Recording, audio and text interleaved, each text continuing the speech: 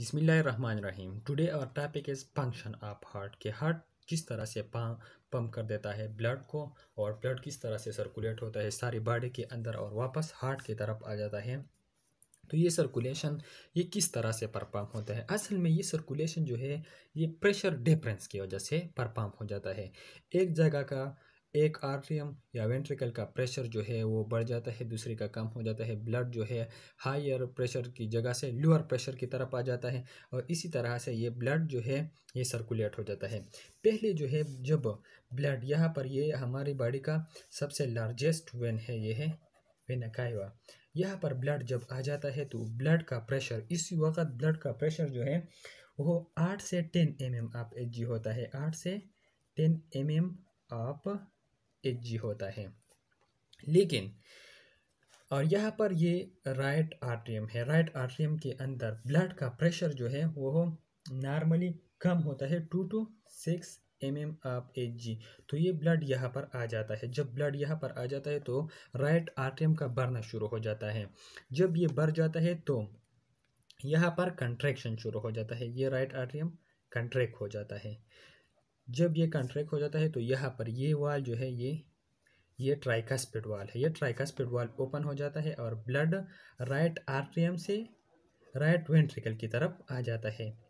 जब blood right atrium से right ventricle की तरफ आ जाता है तो उस वक़्त राइट वेंट्रिकल का प्रेशर जो है ब्लड के जो प्रेशर होते हैं वो 3 to 7 mm ऑफ Hg होता है।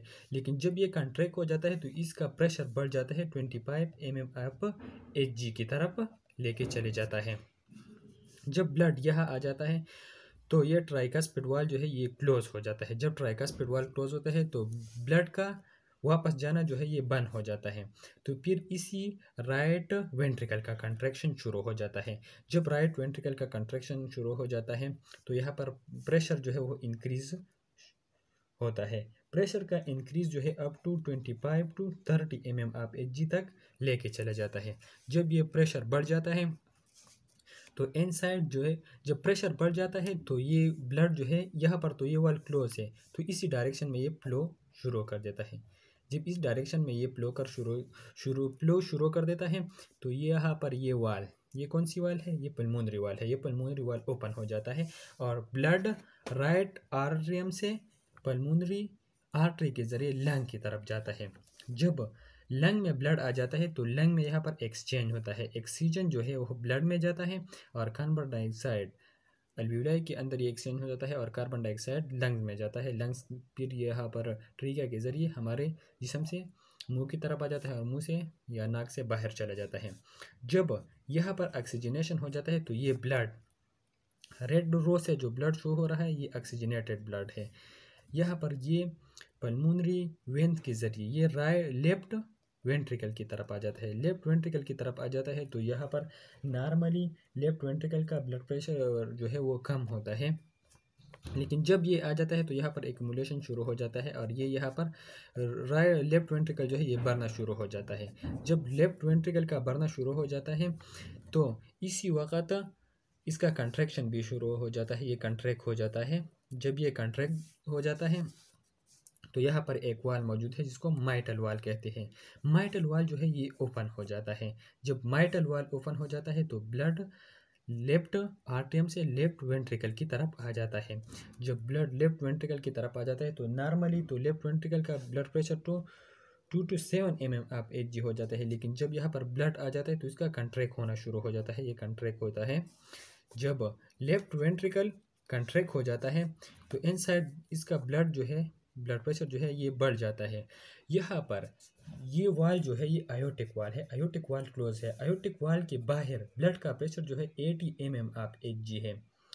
यानी जब इस वक्त ब्लड जो है लेफ्ट वेंट्रिकल से बाहर निकल जाएगा जब इसका प्रेशर 80 mm ऑफ Hg से ज़्यादा हो गया तो यहाँ पर ब्लड का प्रेशर ज़्यादा होना शुरू हो जाता है और ब्लड प्रेशर जो है बढ़ जाता है। जब blood pressure 120 mm of Hg की तरफ लेके चला जाता है तो ये वाल जो है ये ओपन हो जाता है और ब्लड यहाँ से बाहर चला जाता है। यानी आयोटिक वाल जो है ये ओपन हो जाता है और आयोटा के ज़रिए ये ब्लड जो है ये बाहर जिस्म के अंदर डिस्ट्रीब्यूट हो जाता है।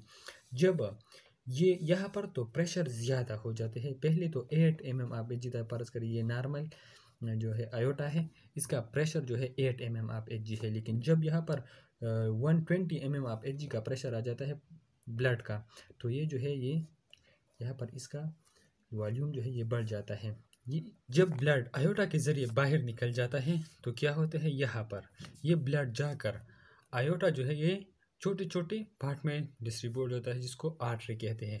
आर्टरी फिर जाकर कैपिलरीज के अंदर डिस्ट्रीब्यूट हो जाता है। कैपिलरीज जब ब्लड कैपिलरी की तरफ आ जाता है, यहाँ पर ये रेड कलर से जो ब्लड है ये ऑक्सीजनेटेड ब्लड है। जब ये कैपिलरी की तरफ आ जाता है तो कैपिलरी के अंदर एक्सचेंज हो जाता है। यहाँ इसी ऑक्सीजनेटेड ब्लड के साथ ऑक्सीजन होता है, अमीनो एसिड होता है, विटामिन होता है, हार्मोन होता है।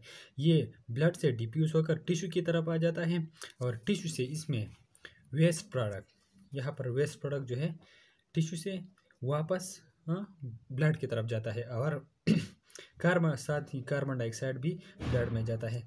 तो फिर ये ब्लड, ये डीऑक्सीजनेटेड ब्लड वापस इस वेन के ज़रिए जाता है, वेन्यूल के ज़रिए यहाँ पर वेना कावा की तरफ आता है और इस तरह एक साइकिल जो है ये कंप्लीट हो जाता है। तो ये था साइकिलिक, यानी किस तरह से ब्लड डिस्ट्रीब्यूशन होता है। इसी के नेक्स्ट वीडियो में हम पढ़ेंगे कि ये कंट्रैक्शन का जो करंट है ये कौन जनरेट करता है, यानी कौन इसको कहते हैं कि आप कंट्रैक्ट हो जाए वेंट्रिकल को, आर्ट्रियम को। तो ये इसका कंट्रैक्शन किस तरह से होते हैं, तो इसको हम नेक्स्ट वीडियो में पढ़ेंगे।